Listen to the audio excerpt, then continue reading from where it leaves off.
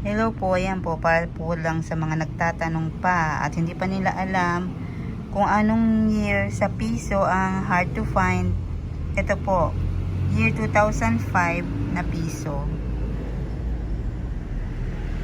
Yan, ito pong 5 piraso na to na 1 peso coin.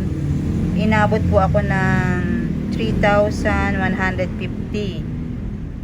Kasi yung tatlo magkakasamang ipinadala sa akin 1,650. Tapos yung isa naman 850 kasama shipping fee.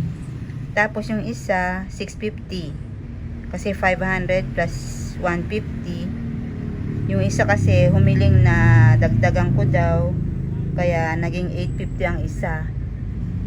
Tapos yung kay sis Leilani, 3 piraso sabay-sabay ipinadala niya 1,650. 500 po yung isa. Kaya yan, yung 5 yan inabot ng 3,150. Ngayon po kung meron kayong ibebenta pa sa akin at sa 300 ko na lang po siya kukunin. Kung gusto nyo pa pong ibenta yung piso na year 2005.